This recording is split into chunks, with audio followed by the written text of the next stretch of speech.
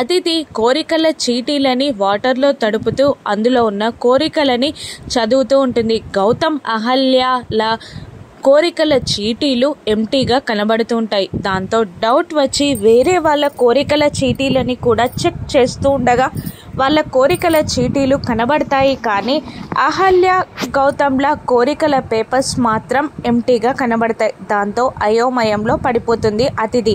అదేంటి, వేరే వాళ్ళ కోరికలు కనిపించినప్పుడు అహల్య గౌతమ్ల కోరికలు ఎందుకు కనిపించట్లేదు అని అతిథి అడుగుతుండగా అనామిక కోపంగా పైకి లేచి, నేను ముందే చెప్పాను ఇటువంటి దైవ కార్యాలతో పెట్టుకోకూడదు అని, అందుకే చూడు నీకు కావాల్సింది మాత్రమే మాయమైపోయింది అని అంటూ ఉంటుంది అనామిక. దాంతో అంతేనంటావా అని అతిథి అనుమానంగా అడుగుతుండగా, లేదంటే శ్రావ్య మాయం చేసిందంటున్నావా అని అనామిక అనేస్తుంది. దాంతో శ్రావ్య కంగారు పడుతూ, అక్క ఏంటిది, నేనేం చేశాను, నన్నెందుకు అంటున్నావు అని భయంగా అంటుండగా, ఊరికనే అన్నాను లేవే అని విసుక్కుంటూ అక్కడి నుండి వెళ్ళిపోతుంది అనామిక.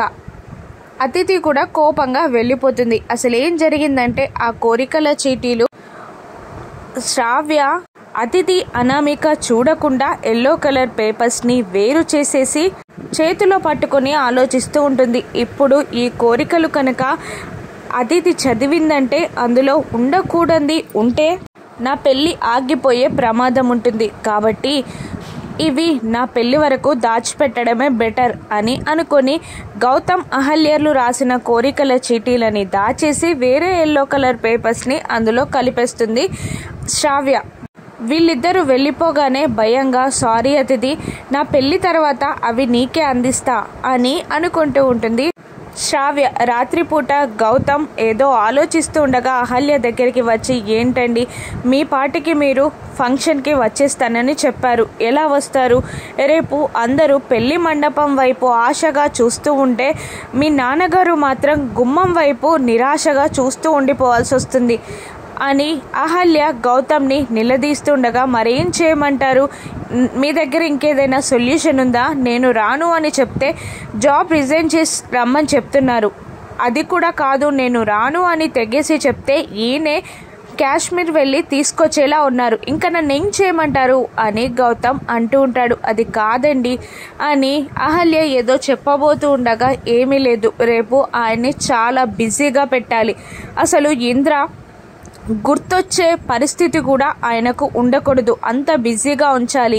అని గౌతమ్ అంటుండగా, అది సాధ్యమవుతుందా అని అడుగుతూ ఉంటుంది అహల్య. అలాగే చేయాలి అని అంటుంటాడు గౌతమ్. హల్దీ వేడుక స్టార్ట్ అవుతుంది. తెల్లవారగానే శ్రావ్య నందులని చక్కగా ఎల్లో కలర్ డ్రెస్లు వేసుకొని అక్కడే పీటలపై కూర్చుంటారు. ఫ్యామిలీ మొత్తం చుట్టూ నిలబడతారు.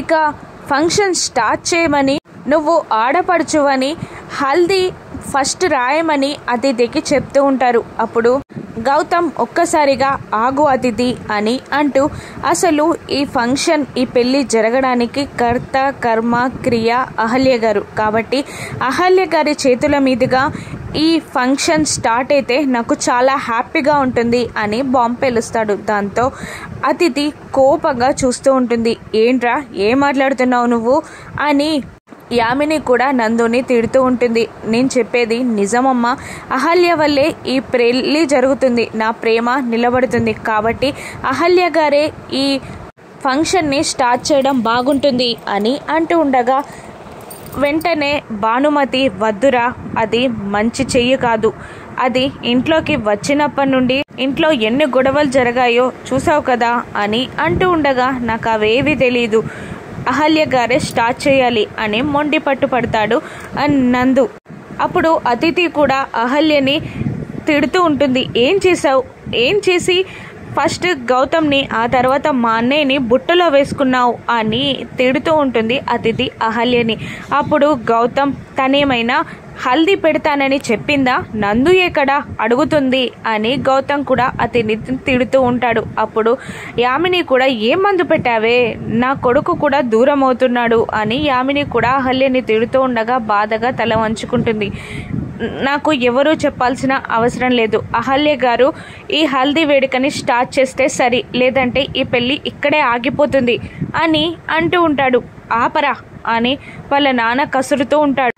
వెళ్ళి హల్దీ పెట్టమ్మా అని అతిథికి అనగానే, ఇంత జరిగితే సిగ్గు లేకుండా నేనెలా పెడతాను, నేను పెట్టను అని అతిథి అనేస్తుంది. దాంతో శ్రావ్య, ఇంకేంటి నువ్వు రా అహల్య, మా పెళ్ళి స్టార్ట్ అవుతుంది, నందు కోరిక కూడా తీరుతుంది అని అనగానే గౌతమ్ వైపు చూస్తుంది అహల్య. వెళ్ళమన్నట్టు సైగ చేస్తాడు.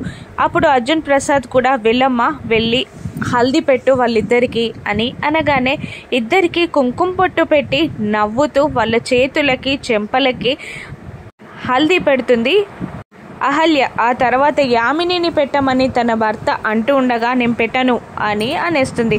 వెళ్ళి పెట్టు, మన ఫ్యామిలీ మళ్ళీ నలుగురు నోళ్లలో నానాలా అని తిట్టగానే వెళ్ళి బొట్టు పెట్టి అహల్య పెట్టిన హల్దీ పైన హల్దీ రాస్తుంది యామిని. ఆ తర్వాత సుభద్ర, అనామిక అందరూ హల్దీ రాస్తూ ఉంటారు. అతిథి మాత్రం పక్కకి తప్పుకుంటుంది. ఆ తర్వాత వాటర్ కూడా పోస్తూ ఉంటారు వాళ్ళిద్దరిపై. ఆ తర్వాత అందరూ వాటర్ పోయడం అయ్యాక నందు, శ్రావ్య ఇద్దరు ఆడుకుంటూ ఉంటారు. ఒక బిందెని పట్టుకొని శ్రావ్య పై నీళ్లు పోస్తూ వెంటబడుతూ ఉంటాడు నందు. అందరూ సంతోషంగా ఫీల్ అవుతూ ఉంటారు. ఇక పెళ్ళి స్టార్ట్ అవుతుంది. సుభద్ర, అర్జున్ ప్రసాద్, గౌతమ్ ముగ్గురు గుమ్మంలో నిలబడి అందరినీ రిసీవ్ చేసుకుంటూ ఉంటారు.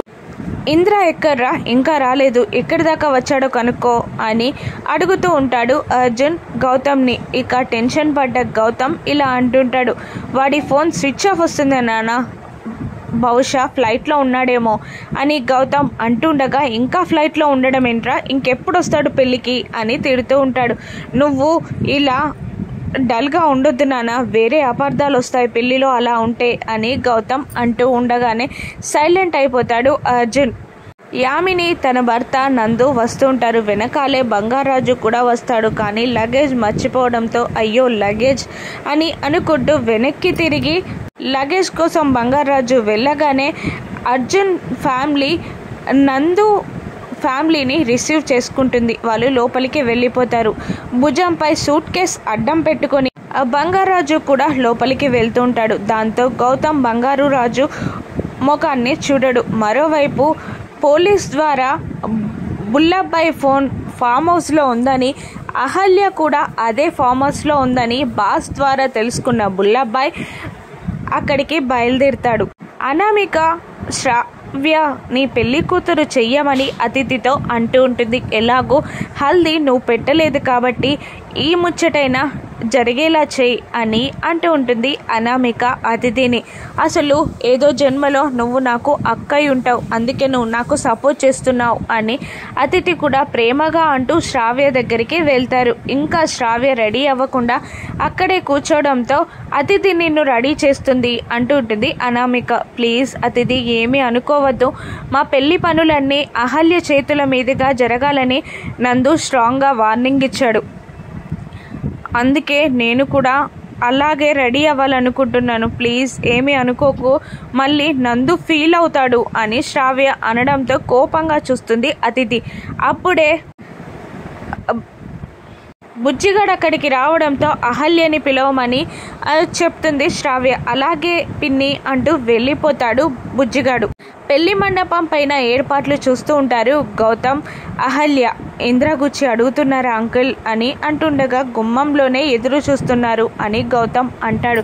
ఇప్పుడు ఏం చేద్దాం అంటుండగా ఏం చేయాలో అర్థం కావట్లేదు, ఈ పెళ్ళి జరిగే వరకు ఎలా మేనేజ్ చేయాలో అర్థం కావట్లేదు. అసలు ఇంద్ర ఉంటే ఈ పెళ్లి పనులన్నీ వాడి చేతుల మీదుగా జరిగేవి, వాడికన్నా మేమంటే ఇష్టం వాడికి, కానీ ఆ దేవుడు ఇలా చేశాడు అని కన్నీళ్లు పెట్టుకుంటూ ఉండగా మమ్మల్ని ఓదార్చాల్సిన మీరే ఇలా చేస్తే ఎలా అని అహల్య అంటుంటుంది. అప్పుడే బుజ్జిగాడు వచ్చి శ్రావ్య పిన్ని నిన్ను పిలుస్తుందత్తా అని అహల్యకి చెప్పేస్తాడు. అలాగే వస్తున్నా అని అంటుంటుంది అహల్య. పెళ్లి జరుగుతుందా? ఇంద్ర కోసం గౌతమ్ చేసిన ఏర్పాట్లేంటి? రానున్న ఎపిసోడ్స్లో చూద్దాం. Thank you for watching.